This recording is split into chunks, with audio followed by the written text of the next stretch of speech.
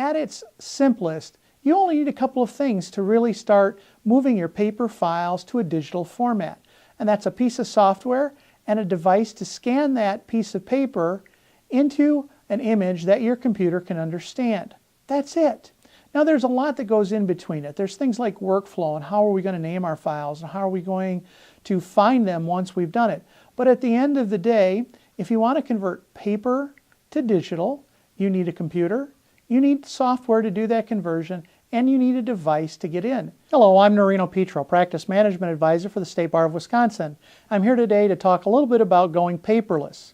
Now when we talk about going paperless, everyone envisions absolutely no paper, getting rid of the file cabinets, no more having to handle stacks of papers, getting them in the files, doing all those kinds of things. That's not what we're talking about. The reality is, as lawyers, paper is going to be around for quite a few years. What we can do, though, is talk about ways to minimize how often we have to handle that paper and how much paper we have to actually store. Now, what kind of devices are we talking about? Well, I'm flanked here by a couple of devices. There's big desktop scanners, like the Fujitsu that's sitting here to my left. This is a great scanner if you've got a lot of paper to scan. It takes up a little bit of space, but it sits on your desktop, it doesn't travel, and it does a great job. On the other hand, there's more portable scanners. This is another Fujitsu scanner to my right. This is a more portable version. The nice thing about this is it's still sheet fed, so I can put a stack of 10, 12 pages in it, and it will scan them automatically. But any of these devices will take that paper image, convert it to an electronic image, and then using software such as Adobe Acrobat or Nitro PDF or one of a number of other packages, you can take that paper file, convert it to an electronic duplicate, and it's an exact image. And this is if you're filing with the federal courts through their ECF program or state courts or any other business entity.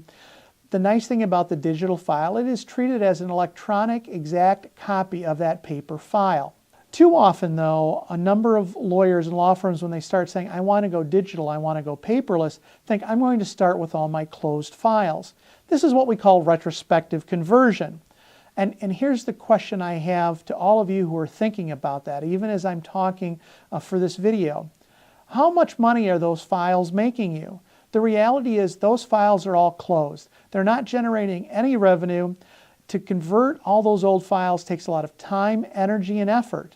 And usually by the time you're converting them, you've stacked up hundreds of new files that you're currently billing on that haven't been billed. So my recommendation is you never start with retrospective conversion if you're deciding to go paperless. You pick a date, and from that date forward, any paper coming into the office gets scanned. Once you have that workflow and the method for doing that in place, you then scan your open files, and when you're all done with that, only then do you go ahead and you do your retrospective conversion. Because those files aren't making you any money, they can wait. Get your active files and your new files into electronic format to save time, energy, and effort and to become more productive. The beauty of it is if you're generating files internally, you're using Word or WordPerfect, Excel spreadsheets, those are already in electronic format. If you want, you can convert them to PDF right on your computer and store them in PDF format or store them in their native format such as Word or WordPerfect. Some firms convert them to PDF to indicate that they have in fact sent that file out. That resolves the issue of, I've got a Word file here, but how do I know that it was actually sent to the client because I don't have a paper copy?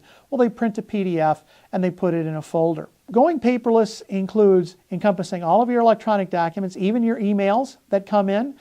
If you're using faxes, if you move to an electronic fax service for receipt of faxes, your faxes come in a PDF format. They're already in the right format for you to store. And then you convert all of that hard paper coming into the office. Well, when I say all the hard paper, I'm meaning the stuff that pertains to files and clients, the important things. And you scan that and you put that into your files.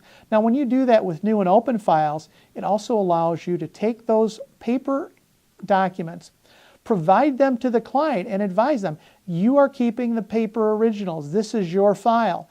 That eliminates how much additional storage space you need to maintain for current files. And then when everything's done, you can start working on that backlog of old files. But this is a great way to make your practice more efficient and effective, handle paper a lot less, and and quite honestly make things easier to find with search tools and other technologies available to lawyers today. So as always, if you have any questions, you can contact me directly at the LOMAT program here at the State Bar of Wisconsin. You can also check out our Scanning Basics article in the January 2014 Wisconsin Lawyer. This is Nerino Petro. Thanks for watching.